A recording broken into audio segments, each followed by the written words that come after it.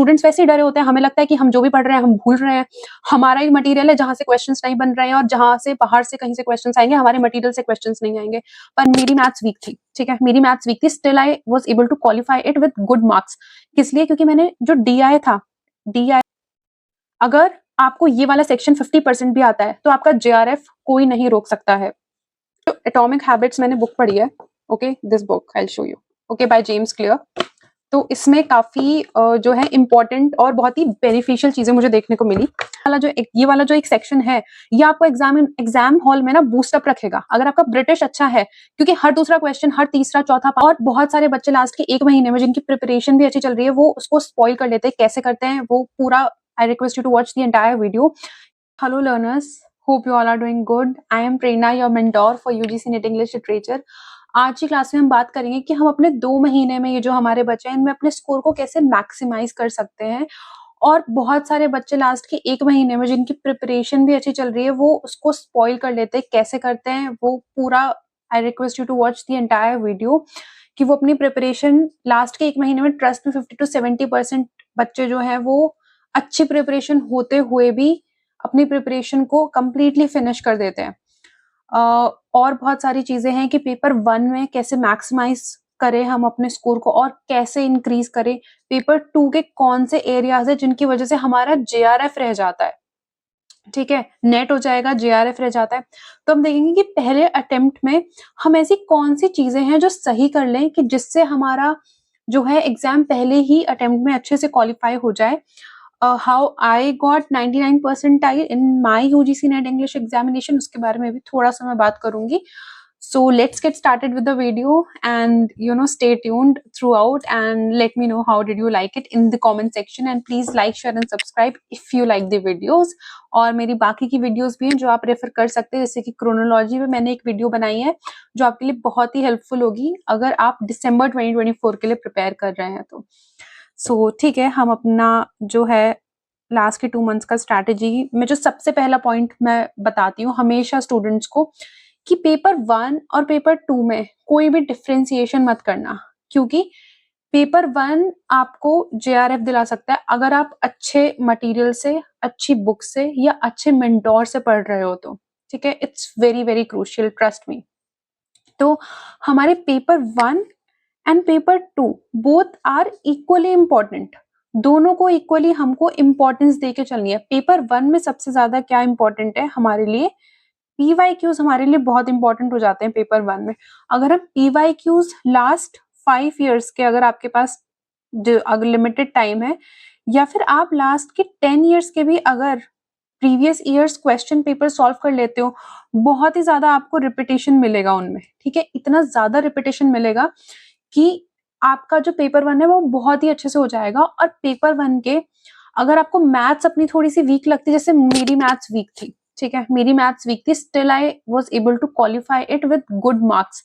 किस लिए? क्योंकि मैंने जो DI था, DI में आप इतनी प्रिपरेशन तो अपनी रखो कि बाय चांस अगर इजी एग्जामिनेशन आ जाए, ठीक है, इजी पेपर आता है तो आप उसको कर लो। मैथ्स में मैंने जो सेक्शंस थे, जो रिपीटेड क्वेश्चंस थे, उन वाले कॉन्सेप्ट्स के फॉर्मूलाज और वगैरह मैंने सब कुछ अच्छे से कर लिए थे। और जो बाकी की थ्योरेटिकल यूनिट्स जैसे टीचिंग एप्टीट्यूड, कम्युनिकेशन, ICT, जो थ्योरेटिकल यूनिट्स थी, इन पे मैंने अपना अच्छे से जो था होल्ड वो बहुत ही अच्छे से किया था कि मेरा यहाँ से तो एटलीस्ट कोई भी गलती ना हो। तो आपको अपने 7 यूनिट्स ऐसे देखने हैं जो आपके स्ट्रॉन्ग है, ठीक है, 7 यूनिट्स जो आपके स्ट्रॉन्ग है। तो क्योंकि देखो अगर हमें 190 प्लस स्कोर करना है तो हमारे लिए जरूरी है कि हम पेपर 1 और पेपर 2 दोनों को ही अपना स्ट्रॉन्ग करके चले। तो हमारे हो सकता है कि हमारे 7 यूनिट्स तो जो है वो अच्छे से प्रिपेयर्ड है, 3 यूनिट्स में हमें प्रॉब्लम हो सकती है, हो सकता है हमें DI में प्रॉब्लम हो सकता है हमें मैथ्स में प्रॉब्लम हो, क्योंकि जो थ्योरेटिकल यूनिट्स है उनमें आप वीक भी हो तो आप उनको स्ट्रॉन्ग कर सकते हो, बट मैथ्स ऐसी चीज है वो अनप्रिडिक्टेबल क्वेश्चन हो सकते हैं, सो आई कैन अंडरस्टैंड।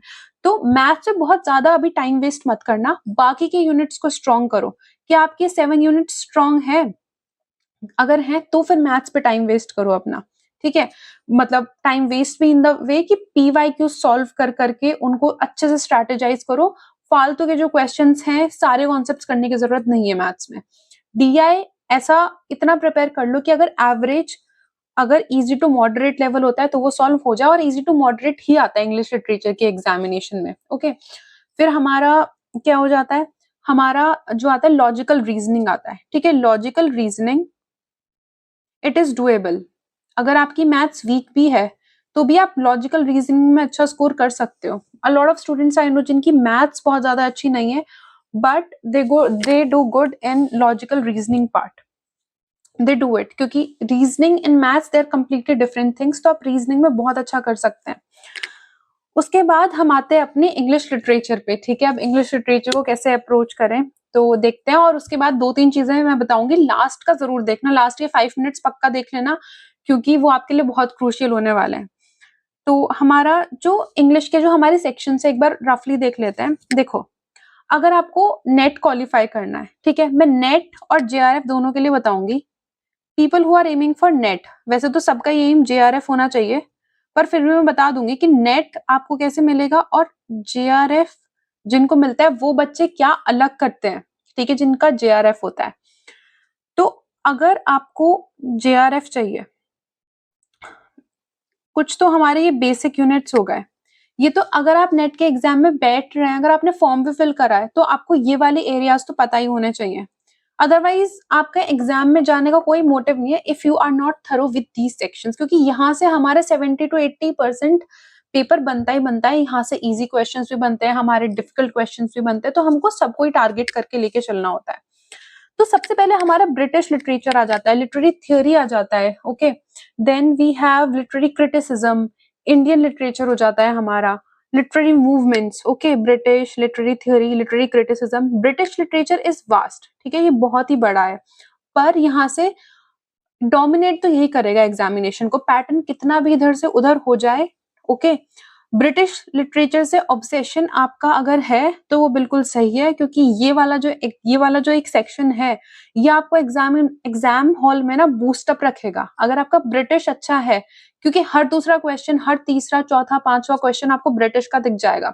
तो आपको अगर एग्जाम में बूस्टअप रहना है, एग्जाम हॉल में मोटिवेटेड रहना है, आपको सारे क्वेश्चन, कुछ 4-5 क्वेश्चन के बाद हर क्वेश्चन फेमिलियर लगेगा अगर ब्रिटिश लिटरेचर अच्छे से पढ़ा हुआ है तो। उसके बाद हमारा आ जाता है लिटरेरी थियोरी और लिटरेरी क्रिटिसिज्म। अब ये वाले जो हमारे यूनिट्स हैं, literary theory and literary criticism, इनमें इनपुट कम है और आउटपुट ज्यादा है, क्वेश्चंस बहुत बनते हैं। क्रिटिसिज्म में तो इनपुट आउटपुट रेशियो और भी बहुत अच्छा है, कि इनपुट कम है और आउटपुट बहुत अच्छा है।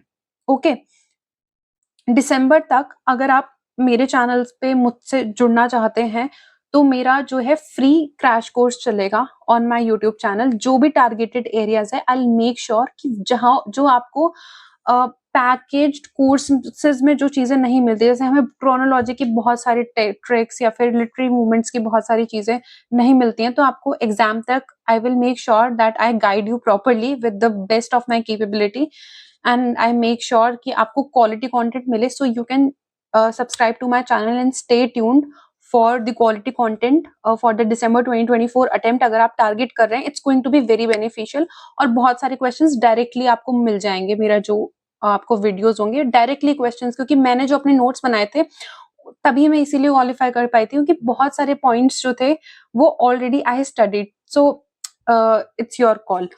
उसके बाद हम इंडियन लिटरेचर देख सकते हैं। इंडियन लिटरेचर भी जो है हमारा, हमको जो है मेजर राइटर्स, क्रोनोलॉजी के क्वेश्चंस हमें बहुत सारे देखने को मिले हैं। हमारा जो री एग्जाम हुआ था, ओके, जो हमारा इंडियन लिटरेचर है उसमें से क्रोनोलॉजी के क्वेश्चंस हमें बहुत ज्यादा देखने को मिले हैं। और हमारे जो लिटरेरी मूवमेंट्स हो गए, यहाँ से भी we have seen a lot of questions. तो ये हमारे वो एरियाज हैं जिनको हम मिस नहीं कर सकते अगर हम एग्जाम में बैठ रहे हैं तो। और अगर हमारे ये वाले सेक्शन थरो हैं तो हमारा नेट कंफर्म है। ठीक है, अगर आपने इनको बहुत अच्छे से, इनके क्रोनोलॉजी के क्वेश्चंस भी आपने बहुत अच्छे से पढ़े हैं तो आपका नेट हो जाएगा। लेकिन अगर आपको जो है जेआरएफ के लिए जाना है तो देन आई विल सजेस्ट कि सबसे पहले पोस्ट कॉलोनियल लिटरेचर, क्योंकि यहाँ से भी क्वेश्चंस बन रहे हैं हमारे। ठीक है, चिनुआ अचेबे, और हमारे टॉनी मॉरिसन, ये सारे क्वेश्चंस जो हैं ये सारे राइटर्स अब हमारे इंपॉर्टेंट होने लग गए। पहले ब्रिटिश बहुत ही ज्यादा डोमिनेट करता था, हालांकि नो डाउट अभी भी ब्रिटिश लिटरेचर जो है वो डोमिनेट करेगा एग्जामिनेशन को। लिटरेरी मूवमेंट्स जो है वो कहीं ना कहीं से ब्रिटिश लिटरेचर से जो है कनेक्टेड है, बट अब हमें post colonial literature, okay, American literature और हमारा इंग्लिश इन इंडिया, ये छोटे यूनिट्स हैं। दलित लिटरेचर छोटे यूनिट्स हैं।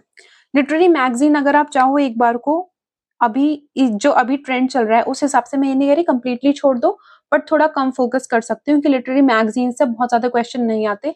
जब मैंने एग्जाम दिया था 2022 में, तब मैगजीन से बहुत सारे क्वेश्चंस बन रहे थे, इवन क्रोनोलॉजी के क्वेश्चंस भी मैगजीन से, जो हमारे नेट है यूजीसी नेट में 2-3 क्वेश्चंस डायरेक्ट मुझे अपने नोट्स में से देखने को मिले थे। रिसर्च मेथोडोलॉजी से भी क्वेश्चंस आ रहे हैं। तो ये वाले जो यूनिट्स है ना, लिंग्विस्टिक्स जैसे हमारे हो गए हैं, post colonial literature, Canadian, Caribbean, okay, ये भी हमारे पोस्ट कॉलोनियल में ही आ जाते हैं एक तरीके से। तो ये वाले जो एरियाज है, अगर आपको जेआरएफ चाहिए, क्योंकि देखो बहुत सारे बच्चे, कंपटीशन का एग्जाम है, आपको जरूरी नहीं है कि ये वाले जो यूनिट्स हैं पूरे, ये आपको बहुत से रट्टाफिकेशन बहुत अच्छे से होने चाहिए। अगर आपको ये अच्छे से पता है और ये वाला सेक्शन, ठीक है, ये जो हमारा सेक्शन है, ये आपको 50% भी आता है, तो आपका जेआरएफ कोई नहीं रोक पाएगा, ठीक है। अगर आपको ये वाला सेक्शन 50% भी आता है, तो आपका जेआरएफ कोई नहीं रोक सकता है। फिर हम देखते हैं कि हमारे इन सारे सेक्शंस के बारे में हमने बात की, तो don't miss out on these sections. मेरा कहने का मतलब ये है कि अगर आप इनको 100% पढ़ते हो, ओके, इनको अगर आप 100% पढ़ते हो, तो ये वाला जो सेक्शन है ना, इनको अगर आप 50%, क्योंकि बहुत सारे बच्चे तो ये वाला जो सेक्शन है ना, लेट मी टेल यू, ये वाला जो सेक्शन है, बहुत सारे बच्चे, even maximum students are going to leave it, ठीक है, वो पढ़ के ही नहीं जाएंगे, they will leave it, completely leave it, वो पढ़ के ही नहीं जाएंगे एग्जामिनेशन में। लेकिन अगर आप ये वाला जो 50% सेक्शन है, ये वाला जो सेक्शन है, इसको आप 50% कर लेते हो, तो आप बाकी बच्चों से रेस में बहुत आगे हो जाओगे। That's why I am saying कि जो एक ट्रिक है जेआरएफ का, वो यही है।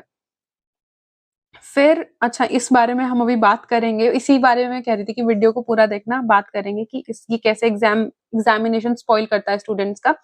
पीवाईक्यू की जो हमारी इंपॉर्टेंस है, जो हमारा पीवाईक्यूज है, जैसे देखो क्या होता है, पीवाईक्यूज हम डरते हैं करने से। हम किस लिए डरते हैं? क्योंकि हमको लगता है कि हमारा स्कोर कम आएगा। बट मैंने एक बुक पढ़ी थी, ठीक है, एटॉमिक हैबिट्स, मैं आपको दिखा भी देती हूँ, एटॉमिक हैबिट्स, ठीक है, इसमें मैंने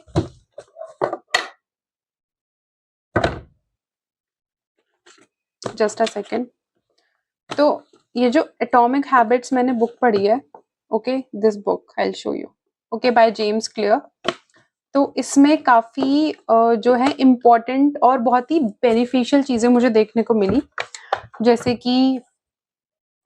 कि हमें क्या लगता है, जैसे हमने पढ़ाई की, ठीक है, हमने पढ़ाई की और ये ग्राफ बनाती हूँ मैं, हमने पढ़ाई की और हम अगर टेस्ट दे रहे हैं तो हमारा ग्राफ ऐसे जाना चाहिए, ठीक है, कंप्लीटली ऊपर जाना चाहिए हमारा ग्राफ। लेकिन होता क्या है, जब हम पीवाईक्यू और हम टेस्ट देते हैं या हम टेस्ट सीरीज लगाते हैं, तो हमारे इनिशियली बहुत ही कम मार्क्स आते हैं, ठीक है, बहुत ही कम मार्क्स आते हैं।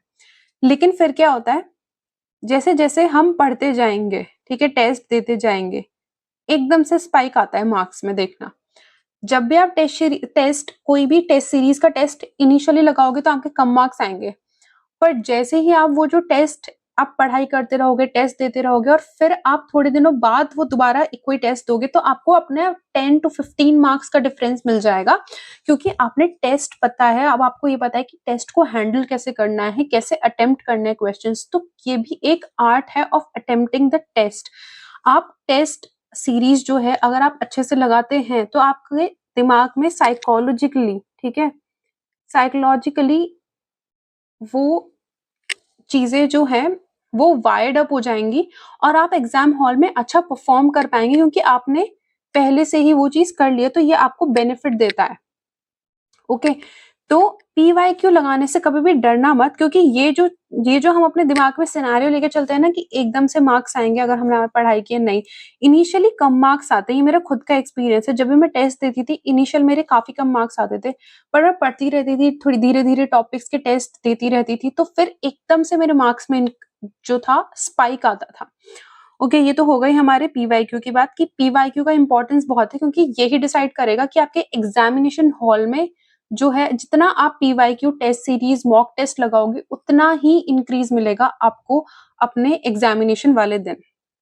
ओके, एक चीज मैं बताना चाहूंगी कि एग्जाम से पहले, ठीक है, हमेशा ऐसा होता है UGC नेट का कि पोस्टपोन हो रहा है, अब कैंसिल हो जाएगा, ठीक है, पेपर लीक हो रहा है, इस बार पेपर 1 आउट हो गया है, या पोस्टपोन होगा या कैंसिल होगा, ठीक है। ये न्यूज सच भी हो सकती है और ये इंफॉर्मेशन जो है ये गलत भी हो सकती है, जिससे जो सीरियस कैंडिडेट्स हैं उनकी प्रिपरेशन रुइन हो जाए। ओके, उनकी प्रिपरेशन को खराब करने के लिए ये जो स्ट्रैटेजीज है ना, ये जो यूट्यूब वीडियोस हैं, 50 I am telling you 50% to 70% of the students they will watch these videos in the last month। ठीक है, लास्ट का जो 1 महीना होगा ना, वो अपना आधा दिन ये वाले वीडियोस देखने में लगा देंगे कि क्या एग्जाम पोस्टपोन हो रहा है, क्या कैंसिल हो रहा है, क्या पेपर लीक हो रहा है, ठीक है, क्या हमारा एग्जाम दिसंबर में होगा या नहीं होगा। इन चीजों में students, I think you should not get into this, क्योंकि आपकी सारी प्रिपरेशन लास्ट के 6, 7, 8, 1 साल की प्रिपरेशन पूरी खराब हो जाती है लास्ट के 1 महीने में, क्योंकि स्टूडेंट्स वैसे ही डरे होते हैं। हमें लगता है कि हम जो भी पढ़ रहे हैं हम भूल रहे हैं, हमारा ही मटेरियल है जहां से क्वेश्चंस नहीं बन रहे हैं, और जहां से बाहर से कहीं से क्वेश्चंस आएंगे हमारे मटेरियल से क्वेश्चंस नहीं आएंगे। पर ऐसा नहीं है, एग्जाम में 50% या 30% इजी क्वेश्चंस होंगे, और कुछ 20 to 30 बहुत टफ होंगे, कुछ हमारे मॉडरेट क्वेश्चंस होंगे। तो हर टाइप के क्वेश्चंस आएंगे, और जो टफ होगा वो सबके लिए ही एग्जामिनेशन हमारा टफ होने वाला है। तो ये जो लास्ट के 1 महीने में आपको न्यूज मिलेंगी कि एग्जाम लीक हो रहा है, क्या क्या कैंसिल हो जाएगा, क्या पोस्टपोन हो जाएगा, ये वीडियोस मत देखना। जब ऑफिशियल आपके पास नोटिफिकेशन हाथ में हो UGC का, ठीक है, ऑफिशियल वेबसाइट से, उसी पर आपको बिलीव करना है, उसी पे आपको फेथ रखना है, अपनी प्रिपरेशन करते रहो। एग्जाम कब होगा, जो भी कोई भी वीडियोस बना रहे हैं उनको भी नहीं पता, ठीक है, they are making it for to just play with your emotions. So make sure that you don't fall in trap, ठीक है। बहुत सारे चैनल्स है, दे आर नॉट इवन, वो एजुकेशनल चैनल्स भी नहीं है, दे आर जस्ट इन्फॉर्मिंग, वो न्यूज UGC की न्यूज देते हैं, ठीक है। तो आप इन सब चीजों में, इन सब चैनल्स में बहुत ज्यादा अपनी एनर्जी इन्वेस्ट मत करना। अगर करनी भी है तो 5% करना, बिकॉज 7 आधा दिन स्टूडेंट्स सिर्फ यही वीडियोस देख रहे होते, even students who are serious, because they get anxious. Okay, so that's it what I wanted to share. अगर आप ये स्ट्रैटेजीज फॉलो करते हैं, सो ट्रस्ट मी, आपका स्कोर कंप्लीटली, बिल्कुल आपका स्कोर बढ़ेगा, and you will be able to qualify exam in the very first attempt. हालांकि हमारा रिजल्ट नहीं आया है, जो हमारा अभी री एग्जाम हुआ था, but I think soon, I think 1-2 दिन में रिजल्ट आ जाएगा। हो सकता है by the time I upload this video result आ भी जाए। So stay tune on my channel, and if you like the video, please like, share and subscribe with your friends, and do let me know in the comment section what you think about the December 2024 attempt and how is your preparation going. Thank you so much.